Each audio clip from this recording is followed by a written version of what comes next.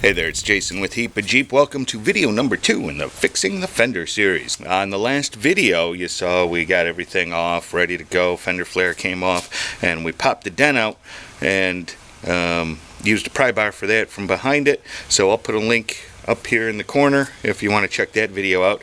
Today we're going to keep going, and we've got the dent out, so now it's time to smooth it out. So body filler time, we're using Bondo, and then primer, lots of wet sanding, and then we'll base coat it with some rattle can black. We're using Rust-Oleum flat black something enamel. I'll show you when we get there, but let's get to it. So there she is, all sanded down. I found the best thing to use was the angle grinder with this, I don't know what it's called, a flat disc or something, but it's got the it's got little layers of sandpaper in there basically, and that tore it right off of there. Now, I am not a Bondo expert.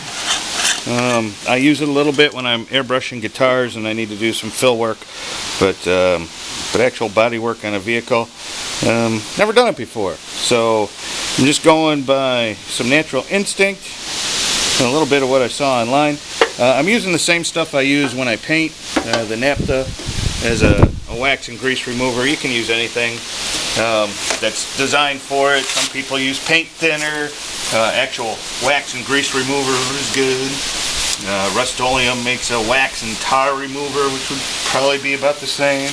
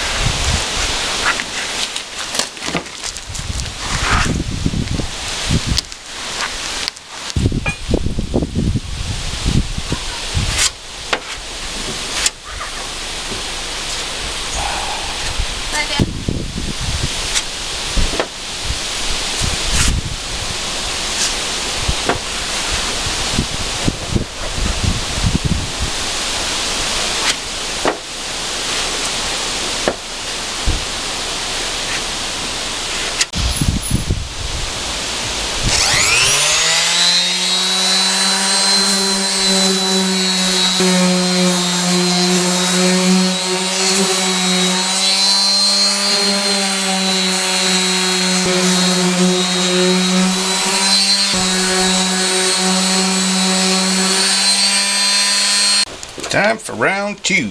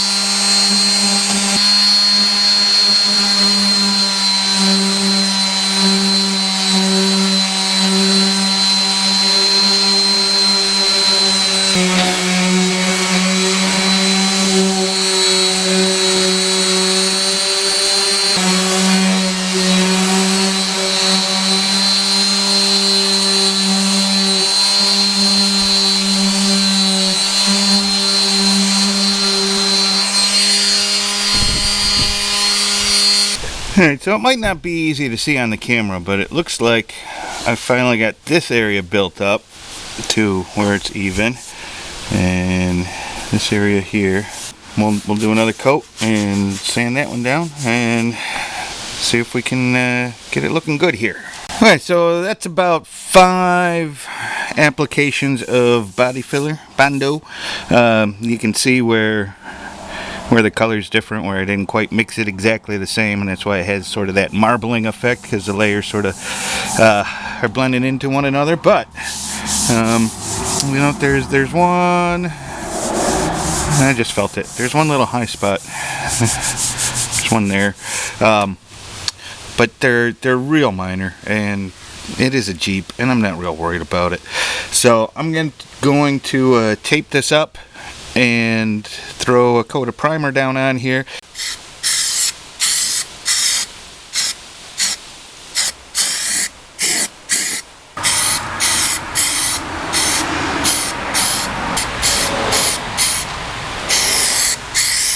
Okay, so time to wet sand. I'm just using some 400 wet and dry, and you're going to want a sanding block. Now they do sell, you can go to like an auto parts store, paint supply store, and get an actual heavy rubber flat sanding block. I use these are old foam blocks. My kids, you can see their teeth marks on them, but they have tons of these lying around, and it's nice and firm, and you can wrap some sandpaper around it. I've used them forever when painting guitars, and this is a little bigger than a guitar, but I think the principle should be the same.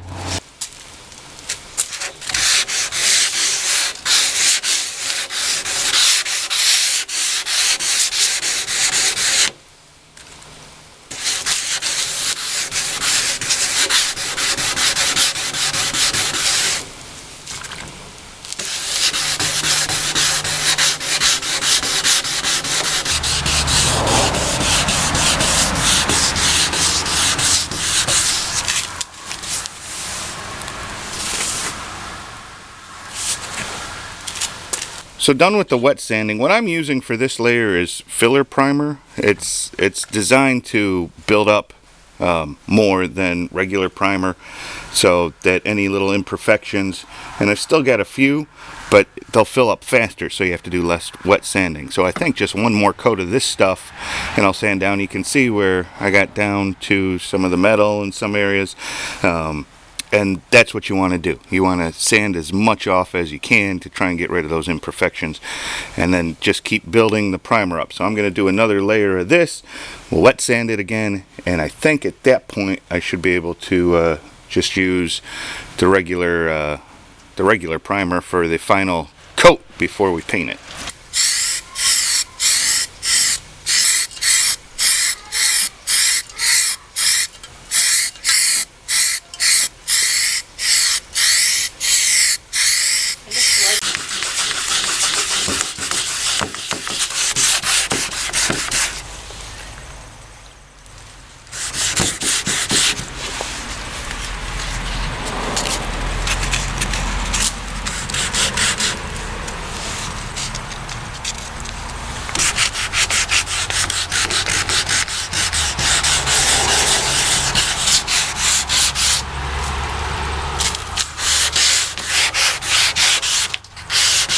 Never skimp out on the foundation work, because once the paint goes on, there's no going back. And if you've got dents or divots or dings or some low spots or something, they're not going to come out when you paint it. So there we go. That's 3 coats of the high filler stuff for me. Now I'm going to go with the self-etching primer as the final coat, and then over top of this we'll put the black paint.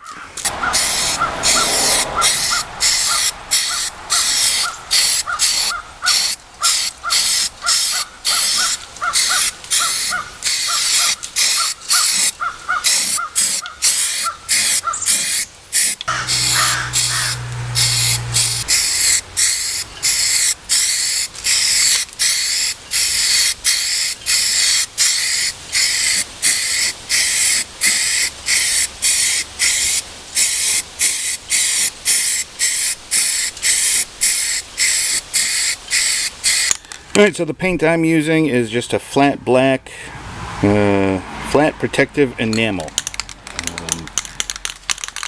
I don't think it really matters what you're using. Eventually I will airbrush this Jeep and top coat it, and then the flat black will be pointless because it'll be nice and shiny after that. But for now, that's what we're going with.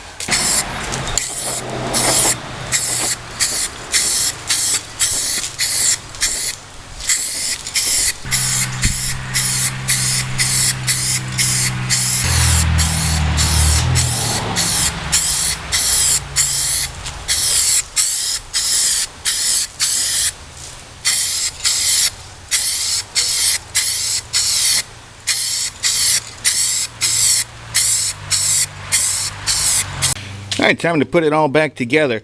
Now I'll go over this part with the fender flares in another video when I actually do the painting of the fender flares, but just real quick, all you do is grind down, when they snap off, you grind down the back of it, and then you just find some bolts that'll fit in. Now you can weld it to there, but I think there's enough room to, you know, that's a screw there, but there's enough room to get one of those angled screwdrivers up there and just hold it while you tighten the nut.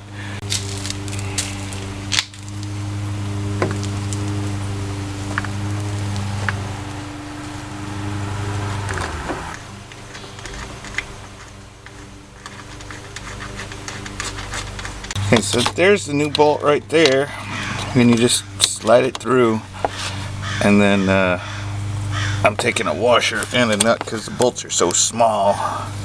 A washer on there as well.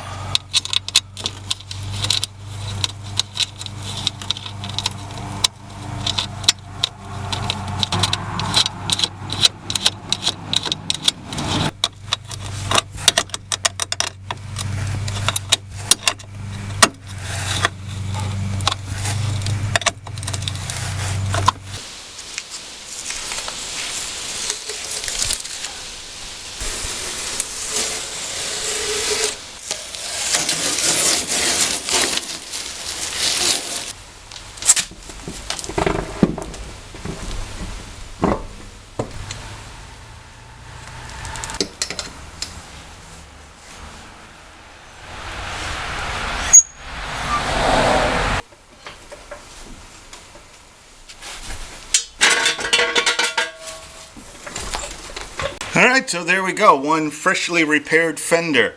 Hope this video helped you out. And coming up, we're going to be painting the fender flares, putting a bed liner on them. And when I get to that one, you know, I'll show you all the prep work. It's plastic, so it's a little different. And then I'll show you in a little more detail how I went about fixing the brackets on the inside. So yeah, thanks. Please give it a thumbs up if it helped you out, and please subscribe, because we got more videos on the way.